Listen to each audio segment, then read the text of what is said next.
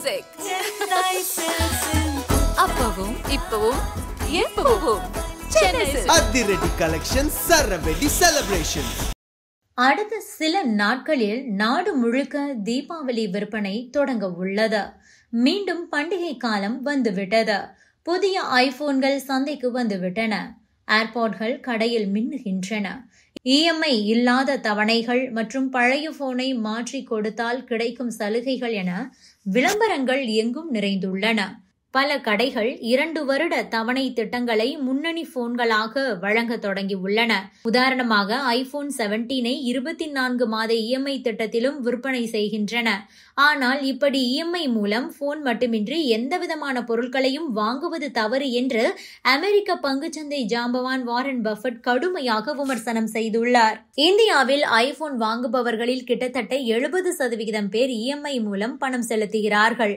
சமீபத்தில் எடுக்கப்பட்ட ஆய்வு முடிவுகளின்படி மாதம் 50,000 ரூபாய்க்கும் குறைவாக சம்பாதிக்கும் இந்திய ஊழியர்களில் 93% பேர் தங்களின் அன்றாட செலவுகளுக்கு கிரெடிட் கார்டுகளையே நம்பியுள்ளனர். இஎம்ஐகள் இன்று ஆடம்பர விஷயம் இல்லை, வாழ்வாதாரமாகிவிட்டது. பண்டிகை காலங்களில் புதிய கேட்ஜெட்டுகளின் முகத்தால் மாத தவணைகளில் பணம் செலுத்துவது எளிமையாக தோன்றலாம். ஆனால் பல இஎம்ஐக்கள் குவியும் போது, கிரெடிட் கார்டுகளுக்கு அதிக வட்டி செலுத்த நேரும் போது, வெறும் வெளித்தோற்றத்திற்காக கடன் வாங்கி வாழும்போது அது நம்முடைய இயல்பு வாழ்க்கையையே பாதிக்கும். புரட்டி போடும் நிலை ஏற்படும். வாரன் பஃபட் இந்த சூழலை கடுமையாக விமர்சனம் செய்கிறார். இப்போது உங்களுக்கு என்ன வேண்டும் என்பதையும் நாளை உங்களுக்கு என்ன உதவும் என்பதையும் குழப்பிக் கொள்ளாதீர்கள். உங்கள் வரம்புக்குள் வாழுங்கள். வட்டி செலுத்த வேண்டியதிலிருந்து உங்களது சுதந்திரத்தை பாதுகாத்துக் கொள்ளுங்கள். கடன் வாங்குவதை விட சேமிப்பதே மேல் என அதை தேர்ந்தெடுங்கள். இஎம்ஐக்கள் உளவியல் ரீதியாக தந்திரமானது.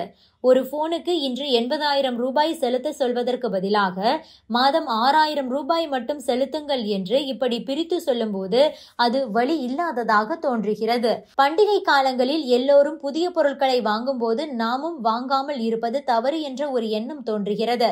ஆனால் இங்குள்ள புள்ளி விவரங்கள் தான் அதிர்ச்சி அளிக்கின்றன.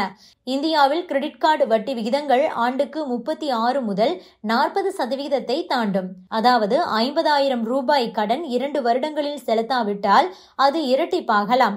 இப்போது வாங்கு பிறகு கொடு அந்த மாதிரியான திட்டங்கள் ஆபத்தில்லாதவை போன்று தோன்றினாலும் கூட 1/4 பங்கு பயனாளர்கள் திருப்பி செலுத்த சிரமப்படுவதாக கூறுகிறார்கள்.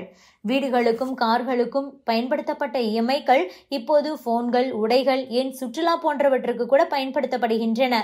ஒரே ஒரு இஎம்ஐ உங்களை பாதிக்காது. ஆனால் நிறைய இஎம்ஐக்கள் இருந்தால் அது மிகப்பெரிய சிக்கலாகும்.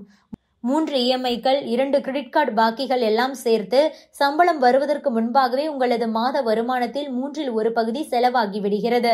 இது அவசர நிலை அல்லது வேலை இழப்பு ஏற்பட்டால் இந்த மொத்த கட்டமைப்பும் சரிந்துவிடும்.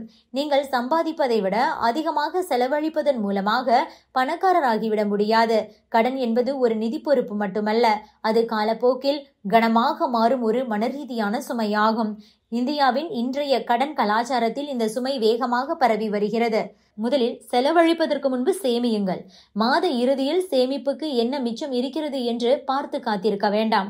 முதலில் நீங்கள் எவ்வளவு சேமிக்க வேண்டும் என்பதை முடிவு செய்துவிட்டு மீதமுள்ள பணத்தில் வாழ கற்றுக்கொள்ளுங்கள். சிறிய தொகையாக இருந்தாலும் எண்ணிக்கை முக்கியமல்ல, பழக்கம்தான் முக்கியம். 2வது, வசதிக்காக மட்டுமே கிரெடிட் கார்டை பயன்படுத்துங்கள்.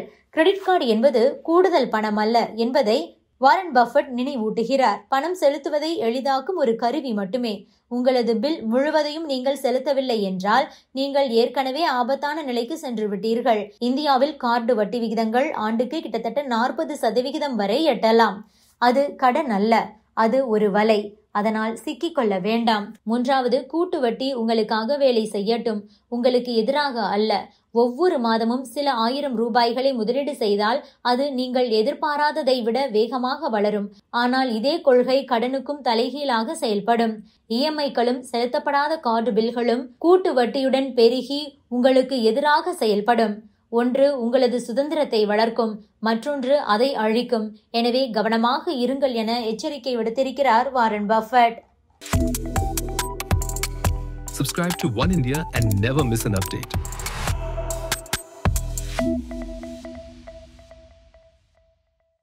Play music. அப்பவும் இப்பவும் எப்பவும் சென்னை அதிரடி கலெக்ஷன் சரவெடி செலிப்ரேஷன்.